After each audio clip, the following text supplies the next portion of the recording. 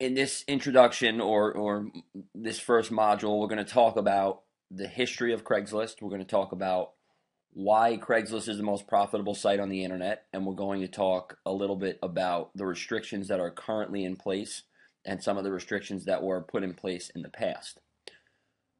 The history of Craigslist is probably the most important thing in this entire course. Okay? And the reason why it's the most important thing, and this is something that a lot of people will brush over. They don't care about what happened in 2002, right? But the reason why the history is the most important thing in this entire course is because if you don't understand what happened in the past and how they got to where they are now, you're not going to understand where they're going in the future. And if you're anything like me and you use Craigslist to its fullest extent and you see the power of it, you're going to want to model your entire business or a large portion of it around that website. If you're going to model a large portion of your business around that website, you need to understand what's going to be coming in the future. The only way to understand what's going to be coming in the future is to know what happened in the past and how they got there. Okay? You need to be able to anticipate their next move. The whole thing about Craigslist, and the main reason why I am always able to keep my ads up and none of their restrictions ever bother me, and I'm always able to get around them, is because I'm able to anticipate them before they happen based on what they've done in the past. Okay? So let's go through the bottom half of the screen first, and then we're going to go up into that picture up on top. 2002 is when I first started posting on Craigslist, and I was doing it for my own job. Okay, I was selling cars at the time, and I was posting on Craigslist, and it was a very, it wasn't a big popular site like it is now, not even close to that, and that's why I say Craigslist is nothing, but kind of, because it still was a pretty big site, and there was a lot of traffic there, but it was nothing like it is now.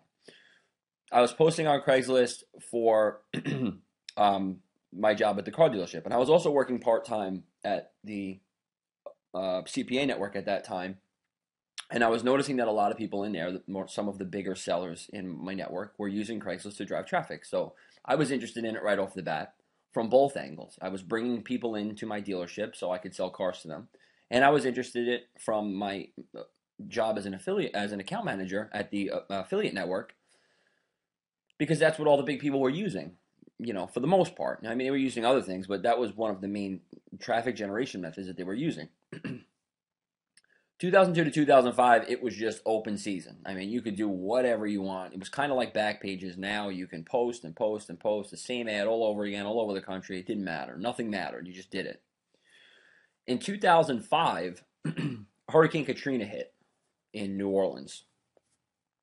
And what Craig Newmark did, who's the creator of Craigslist, and I'm not a big fan of the guy personally, but he's obviously a smart guy. I mean, he created one of the biggest websites on the internet, one of the most highly trafficked websites on the internet.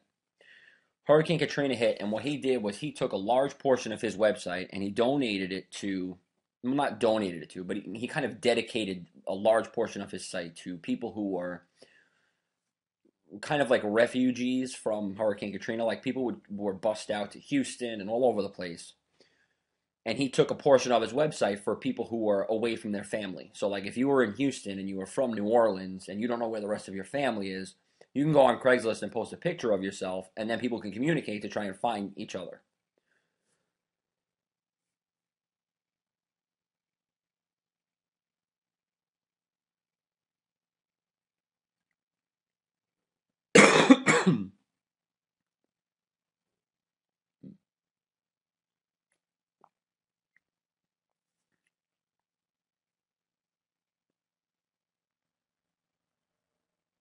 Because he did that, he ended up being on the news pretty much 24/7.